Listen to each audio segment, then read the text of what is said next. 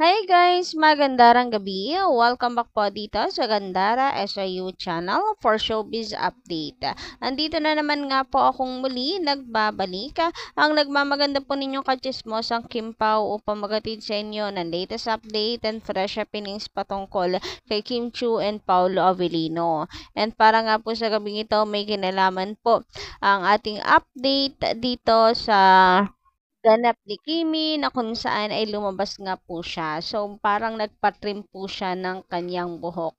At ganun din, pag-uusapan din natin ang tungkol dito sa pagiging endorser ni Kimi ng Bingo Plus. But before that, sa mga hindi pa po nakasubscribe dito sa ating channel, pakiclick lang po ng subscribe button at notification bell para mag-updated po kayo at ma-notify sa mga susunod nating balita about sa Kim Pao. Basta mga chika na may kinalaman po kay Kim Chiu and Paolo Avellino, sagot na po natin yan.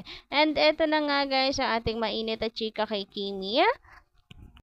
Warning lamang po para sa mga bashers na nakikitambay at nakikinig po dito sa ating channel. Sumakabilang buhay ay sa sumakabilang bahay na po kayo agad kasi wala kayong magugustuhan sa mga sasabihin natin. Ganon. So, trespassing po kayo. Ano na lang po, exit. Hindi po kayo nababagay dito. Napaka-toxic nyo po kasi to the point na pati po ito endorsement ni Kimi sa Bingo Plus inyo pong tinitira. Nakala mo din naman nga napakatitinong tao, sus ko po. Pumapangit ako sa inyo. Anyway, sabi nga dito ni Miss Maria Perpetua Valiares, magandang gabi sa inyo. Bakit si Piolo at saka si Maine Mendoza hindi nila binabatikos? Nag-endorse din sila ng Bingo Plus and Alden Richards. Ewan ko. Ewan ko sa mga taong yan. Kung sa bagay, may demolition job kasi yung mga yan eh. May demolition na pinapatupad. Kaya sa dami pong artista na nag-aano ngayon, nag-endorso nitong Bingo Plus, si Kim Chiu lang yung kanilang nakikita. Guys, bulag po ang mga yan pagdating sa ibang artista. Kay Kim lang po talaga malinaw ang mga mata ng mga yan. May demolition para po kay Kimi. Sabi nga dito ni Miss Virginia Paragas, magandang gabi. Demolition job, inget, ignore as long as they do her job. Sabi naman ni Miss Emma de la Cruz, nako, lagi hinahanapan ng mali si Kimi. Ano ba yan? Palagay nyo, santo kayong mga bashers. Baka, mga feeling perfecto, kaya ang lakas makapanghusga ng kanila pong kapwa. Akala mo hindi nagkakamali eh. Sabi naman ni Miss Emma Cantil, ganyan talaga mga bashers kasi sikat na ang Kim Pao. Gagawa talaga sila ng hindi maganda para lang kay Kim. Dasal lang tayo kay Kim. So kung sa bagay, palatandaan ng ikaw ay sikat kapag may bashers ka na. Uy, teka lang, may bashers din tayo dito sa ating channel.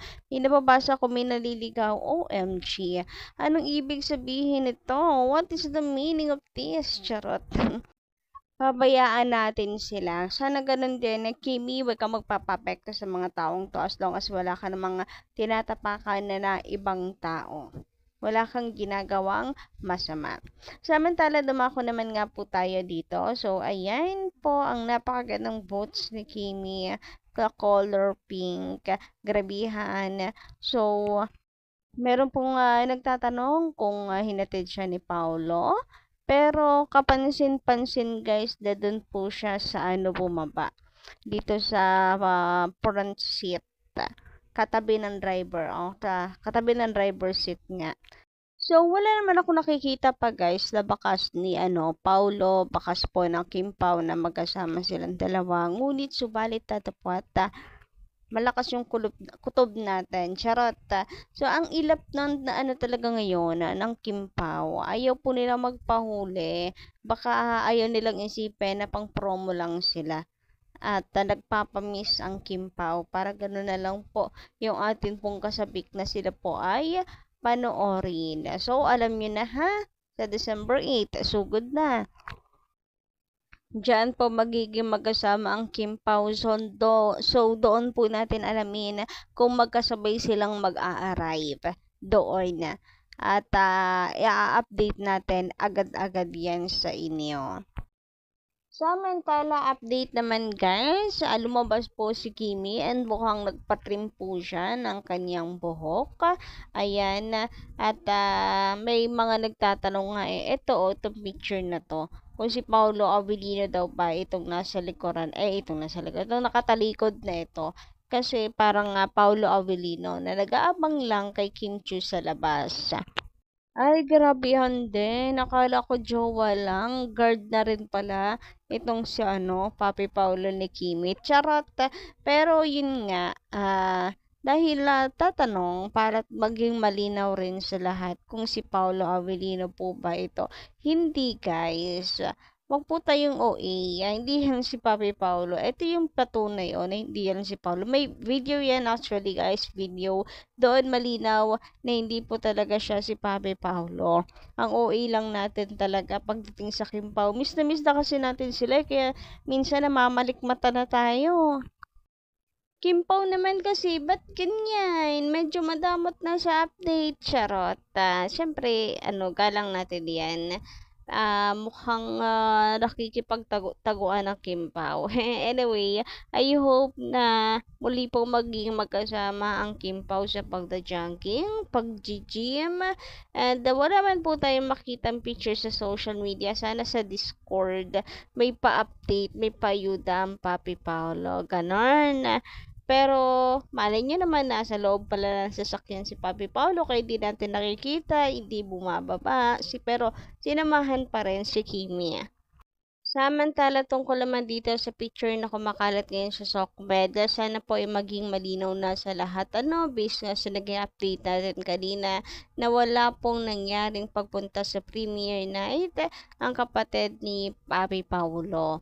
Nag-meet lang po sila ng mga fans ni Pao after po ng premiere and wala pa rin naman po silang inilalapag na ebidensya until now. Naghahalongkat pa po ata sa baul. Kaya kalma guys, kalma. Hindi pa po confirm yung balita. So, huwag kayong padadaig. Sa Showtime lang kanina ay masaya tayo, hindi ba? Kasi talagang nailusot pa rin talaga ang Kim Pao. Si, Teddy and naisingit po ang Mr. Right. Mr. Right ni Kim Chiu. Charot!